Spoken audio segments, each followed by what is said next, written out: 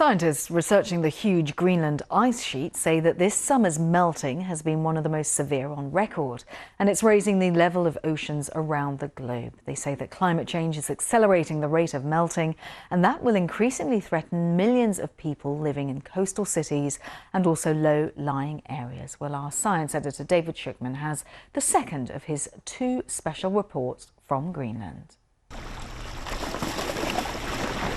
The sea around us is choked with icebergs.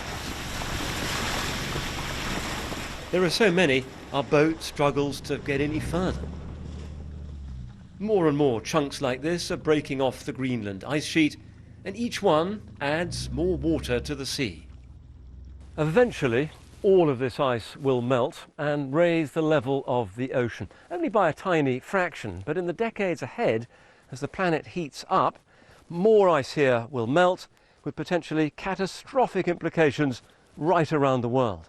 For low-lying countries like Bangladesh, even a small rise in sea level could pose a real danger. But if the melting accelerates, Florida and many other places will be severely affected during the course of this century. But in the worst-case scenario, parts of eastern England and dozens of cities around the world could actually go under unless new defences are built for them. For the people of Greenland, the flow of ice is increasing. It's a spectacular sight and a sign of a warmer climate that would be helpful, especially for farmers.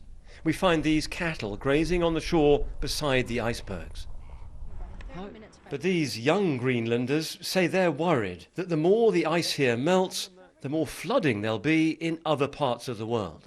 It is scary because, well, we have no control of it, you know, and it is a lot of water. If this continues, that it will someday just cover a whole country. So what can be done? Well, a new forest might help.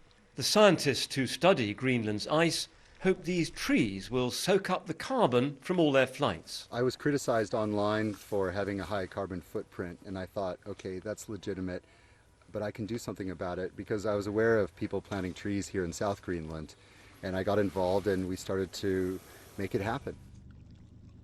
Planting trees won't stop more ice breaking into the ocean.